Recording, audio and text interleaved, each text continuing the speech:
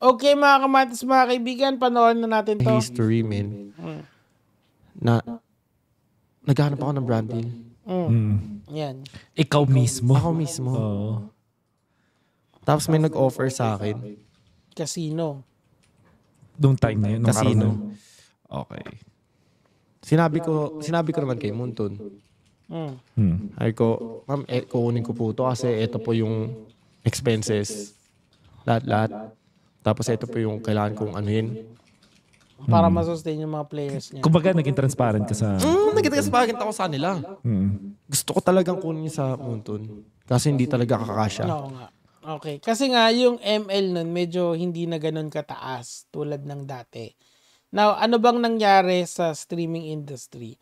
Dati kasi, merong mga malakas pa talaga ang bigayan sa streaming.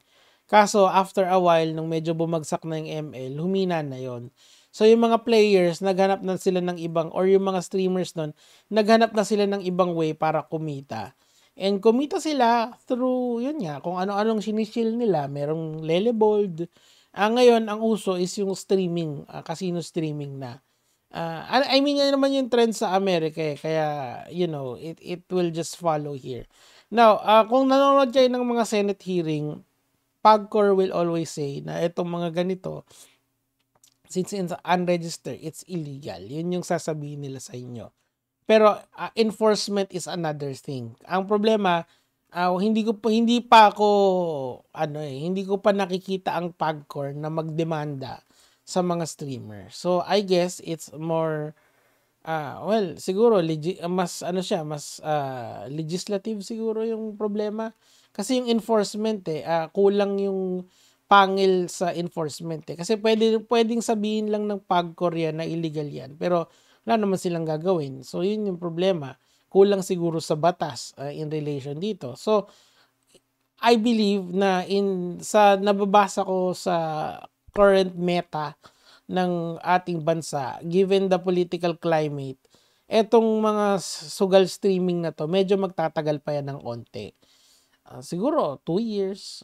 I don't know kung bago hanggang pagtapos ng term ng current administration, but hindi kasi siya top priority. Unlike yung mga pogo na talagang everyone is wants the pogo out. So eto, hindi ko natin alam kung hanggang kailan to. Pero kung gusto mong kumita talaga ng pera ngayon, as in talagang hardcore cash, mag-stream ka ng sugal. Kung maliit na streamer ka, kuha ka ng deal ng sugal, okay na yun. Malaki-laki na rin kikitain mo. Lowest offer ko so far, 80K. Pero hindi ko pa rin kinakagat kasi I'm okay in life, man.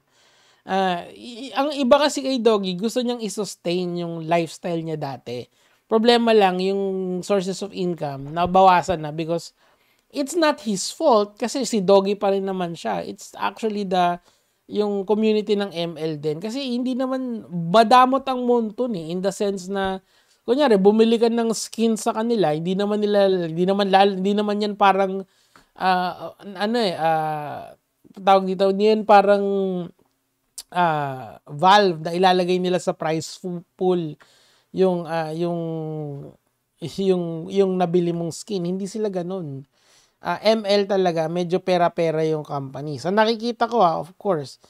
So ayan yung consequence nun. May mga tao tulad ni Doggy na gusto nila na panatiliin yung mga players nila they will find ways. Okay? Kasi may capability naman sila na makipag-deal sa mga kumpanya na malaki yung kikitain nila. Tuloy natin. Okay. So kinagat ko. Yung casino. Correct. Alright. At saka doon sa rivalry, ganun. Ay, hindi naman yung dahilan ba't ko kinagat. Oo. Sinabi ko din yun sa rivalry, kung kaya nyo sustentuhan yung sahod ng player ko sa basket, sa ML, di ako. Hindi, sabi ko, hindi mapupunta yan sa bulsa ko. Yung sustainability lang pala ng players kaya niya kinuha yan. Okay. Never. Pero kasi, alam mo kasi, nakakapagkwentuhan naman kami ni Dogs. Dogs can retire a normal life right now until siguro may generational wealth na si Doggy ngayon. siguro hanggang sa yung anak niya ngayon, siguro pagka tumanda yun, mayaman yun. Kuha nyo. Siguro hindi pa naman Manny Pacquiao money, pero masasabi ko na it's more than any one of us will work in their lifetime. Sa tingin ko, gano'n nakadami yung pera ni Doggy. Pero, ang hindi ko lang ma-figure out bakit niya ginawa to. So, ito, nung pinanonood ko, sabi niya nga, para ma-sustain yung players niya. Kasi look man, wala kasing ibang game in town ngayon na malakihan magbigay. Lalo na yung mga, hindi na kasi ganun kalakas yung esports ngayon. Okay. Sorry to say, hindi siya na ganun kalakas. At least dito sa Pilipinas. Di tulad nung mga pre-pandemic to pandemic era, talagang laki talaga ng kitaan doon. I know for a fact kasi meron akong mga friends noon na streamers. Ayoko na sabihin kasi kilala nyo yun eh. Malaki yung kinikita niya. 70-30 pa yung hatian nila nung kanyang anong tawag yun? Talent agency. Tago na lang natin sa pangalang shoutouts kay Irie Mac. Kung kilala niyo si Irie, sabihin niyo kung sino yun. Ay, nako. Anyway, nung nawala yun, ayun na nga, yung mga streamer, naghanap sila ng ibang source of income.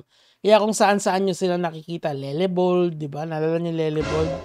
Yun talaga yung pinaka-paborito. Ang dami nagalit sa akin dun. Pero, what can I do? Tama ako dun. Anyway, tuloy natin. Never yan mapupunta. Yung, kunyari, Die Series, yung mga iPhone na binibigay ko sa kanila, yung mga pa-tournament ko dun, yung kinikita ko yung sa brand deals. Okay. Galing sa bulsa ko. Para lang mabuhay yung sistema ng Mobile Legend. Alam mo, si Doggy, masyado niyang sinasakripisyo yung sarili niya sa ML. Siguro, iniisip niya rin siguro, malaki yung natulong nito sa buhay ko, so I have to give back. Pero, wag na, dogs. Alam mo, kung yung Muntun dapat yung gumagawa ng trabaho mo. If they cannot sustain it, just leave it all behind. 'Di ba? Ngayon kasi parang meron pa siyang team na sinusustain eh. And ewan ko, parang para sa akin sobrang sacrifice na 'yun eh. But then again, I'm not going to deny or actually I'm not going to say na wala siyang kinikita doon sa casino. Meron dogs, kumikita ka doon. Come on. Wag tayong maglokohan diyan. Pero syempre of course, gusto niya kasing i-sustain din yung team.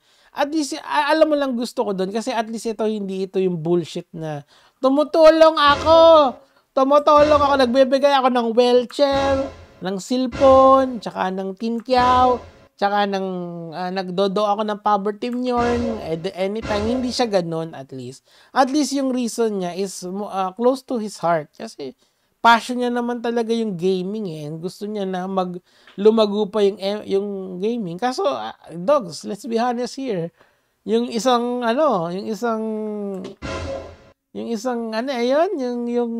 nawala na rin daw, nag-disband. Wag na natin pag-usapan. Shoutouts sa mga dyan, magagaling mag-mipo. Diba? So, tuloy na natin to. Ayun lang side ko. So, kinagat ko yun. And pagkatapos nung naka-deal na ako, ma-accept na ako, the next day pumunta ako sa bootcamp. Umiiyak lahat. So sabi ko, guys, teka lang. May good news ako at may bad news. Sabi ko sa kanila, bad news, nag-accept ako ng casino deal. Yun lang. Good news. Ako na magpapasahod sa inyo. Mag-i-stay kayo. Yeah. Okay. Ang intense naman nun. Ang intense, pre. Parang di kaya ng... Okay, so let's talk about that. Siguro, ang mali lang ni Dogs dito, tinatry niyang i-sustain yung something na dapat Munto na gumagawa or yung mga nag-invest sa Mobile Legends or sa esports ng Pinas. People should realize it na the boat has sailed already. Siguro next cycle na lang ulit yan sisikat ulit yung esports dito sa Pilipinas. I'm not saying na deads na yung esports. I'm not saying that at all. What I'm saying is that hindi na siya ganon kalakas. Okay? So si Doggy kasi nga, ang hindi ko lang din gusto rito kasi you can earn only so much sa pagkakasino to sustain the sahod of the people around you. Pero eventually, given the political climate ngayon, siguro hindi sa administration ni Marcos matatapos yung casino streaming. Pero eventually kasi the law will catch up with that. Tapos mawawala din yan. Pero siguro as good as it gets, sabi nga nila, di ba? So I guess it's a noble cause yung ginagawa ni Doggy. But then again, you have to look at the bigger picture dito. The bigger picture is yung mga nanonood kay Doggies are kids, okay, mga teenager, mga below 25 years old. Some of them are, or actually I would argue that most of them are. Okay, you're introducing them to a dangerous vice, which is gambling. Now, I have already presented to you guys a lot of information in relation to gambling. Okay, the WHO research ni Alan Peter Cayetano, we have talked about that extensively and how it affects the brain. It is detrimental to one's mental health, yung pagsusugal. So, having said that, yes, nakakatulong siya sa immediate family niya, pero then again, some people might be harmed dun sa pinopromote ni Doggy. Even if sabihin ni Doggy na do not play this game, people will still play it kasi nga, curiosity, simple as that. And pag nangyari yun, tutuloy-tuloy na yun. I don't want this nation to be a sugal nation. This is why we're doing this kind of videos. This kind of videos is to give you a chance for, well, sabihin na natin na a better way of making decision. A better way of making informed decisions in the future. So, kayo ang bahalang mag-decide kung ano bang gagawin nyo dito sa mga napapanood nyo sa social media. I am encouraging everyone not to play casino games. And kung maglalaro man kayo, yung kaya nyo lang ipatalo. Until then, yun lang naman yung sa akin. Maraming salamat sa content ulit, Doggy. Gege mga lods.